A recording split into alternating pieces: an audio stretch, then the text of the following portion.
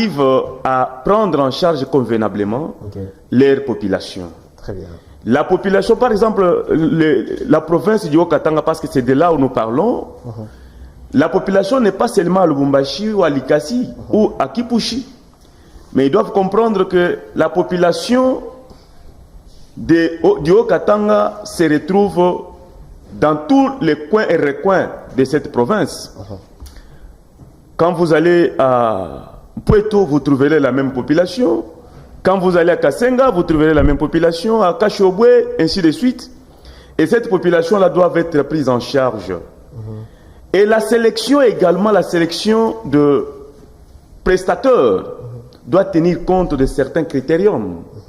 Avoir des gens capables de travailler, même dans ces milieux ruraux. Pas seulement des personnels qui aiment bien travailler en ville, parce qu'au village, on n'a pas mis des conditions pour pouvoir accueillir ces gens.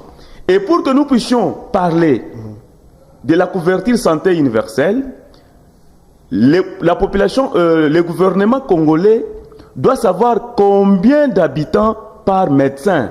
Un médecin congolais peut couvrir combien d'habitants? Merci beaucoup. Alors à ce moment-là, nous parlerons évidemment de cette santé, de cette couverture santé universelle. Au cas contraire, c'est vraiment une utopie de mauvais goût. Nous allons vous recevoir dans notre émission des santé pour en parler en détail. Merci beaucoup d'avoir répondu à notre invitation. Merci. Merci beaucoup à vous, chers experts en santé publique, messieurs Pius, à vous, Kassa, d'avoir répondu à notre invitation. Merci. Je voulais peut-être ajouter quelque chose. Juste un mot.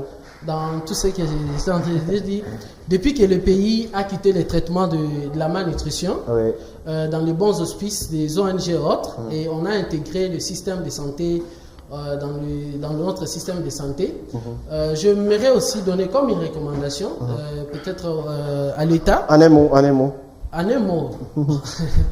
D'accord. De penser à intégrer des nutritionnistes dans toutes les structures sanitaires qui regorgent notre pays.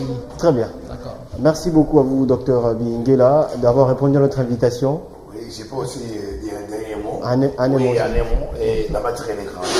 La matière est grande. Peut-être qu'on a eu l'opportunité de se connaître tous ces histoires. Et nous vous remercions de nous avoir donné cette opportunité. À part des remerciements, et nous pouvons clôturer et conclure tout en souhaitant aussi une bonne fête d'indépendance à notre président de la République, qui est le premier citoyen, et les remercier pour l'image de la paix que nous avons eue il n'y a même pas 2 jours. Merci et beaucoup. aussi demander au gouvernement provincial de tenir compte aussi des structures de l'État congolais, donc de la division, et étant politicien, afin que nous puissions sincèrement et réellement les accompagner, afin qu'ils puissent nous encadrer dans les attributions qui sont requises avec la fonction. Merci beaucoup, docteur Béa, d'avoir répondu à notre invitation. Je vous en prie. À vous, docteur moi, mon dernier mot, c'est une phrase de Kenneth Blanchard.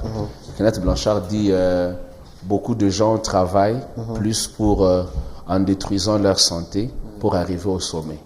Mais lorsqu'ils arrivent au sommet, ils commencent à utiliser ce qu'ils ont gagné pour se faire soigner.